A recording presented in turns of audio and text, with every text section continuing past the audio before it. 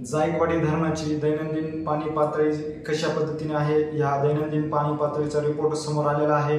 या रिपोर्टच्या आकडेवारीनुसार या धरणामध्ये पाणी पातळीची फुटामध्ये किती आहे, याचबरोबर जिवंत पाणी साठा किती आहे, धरणाची एकूण टक्केवारी किती झालेली आहे, धरणामध्ये येणारी पाण्याची आवक किती क्युसेसनी आहे, याचबरोबर धरणातून पाण्याचा विसर्ग किती क्युसेसनी सुरू आहे याविषयीची सविस्तर माहिती आपण या रिपोर्टनुसार घेणार आहोत। तर नमस्कार मंडळी, तुम्हा सर्वांचे गावगाडा ह्या लोकप्रिय चॅनलवर स्वागत आहे। 4 ऑगस्ट 2025 ची दैनंदिन पाणी पातळीचा जायकवाडी धरणाचा रिपोर्ट आलेला आहे।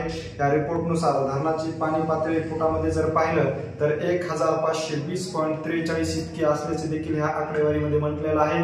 त्याचबरोबर या धरणामध्ये जिवंत पाणी साठा जर दलगमीमध्ये पाहिला तर 1985.859 इतका असल्याचं देखील सांगितलं आहे। त्याचबरोबर जायकवाडीचं धरण हे 4 ऑगस्ट 2025 पर्यंत 91.50% इतकं भरलं असल्याचं देखील ह्या आकडेवारीमध्ये सांगण्यात आलेलं आहे। आणि ह्या धरण क्षेत्रामध्ये जर पावसाचा विचार केला तर 0 मिलीमीटर पाऊस पडलेला आहे। जून जुलै मध्ये जर ह्या धरण क्षेत्रामध्ये 208 मिलीमीटर इतका पाऊस पडला असल्याचं देखील ह्या दैनंदिन रिपोर्ट मध्ये सांगण्यात आलेलं आहे। आणि ह्याचबरोबर जायकवाडीच्या उजव्या कालव्यामार्फत माजलगाव धरणामध्ये जो पाण्याचा विसर्ग सुरू आहे या विसर्गामध्ये वाढ केली असल्याचं देखील आपल्याला पाहण्यास मिळत असून 1200 क्युसेस इतक्या वेगाने जायकवाडीच्या धरणामधून माजलगावच्या धरणामध्ये उजव्या कालव्यामार्फत पाण्याचा विसर्ग आज जास्त मोठ्या प्रमाणात करण्यात आल्याचं देखील ह्या रिपोर्टनुसार आपल्याला पाहण्यास मिळत आहे।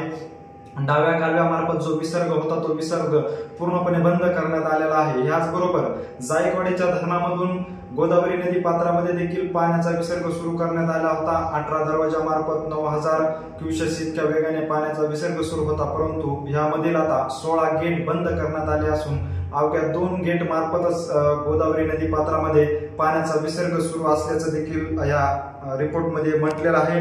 ह्या पाण्याचा विसर्ग जो आहे तो अत्यंत कमी असून 1048 क्युसेस इतक्या वेगानेच गोदावरी नदी पात्रामध्ये ह्या 2 गेटच्या मार्फत पाण्याचा विसर्ग सुरू असल्याचे ह्या दैनंदिन रिपोर्टमध्ये सांगण्यात आलेलं आहे। याचबरोबर आता जायकवाडीच्या धरणामध्ये इतर धरणातून येणारी जी पाण्याची आवक आहे ती 4000 क्युसेस इतकी असल्याचे देखील ह्या आकडेवारीमध्ये म्हटलेलं आहे।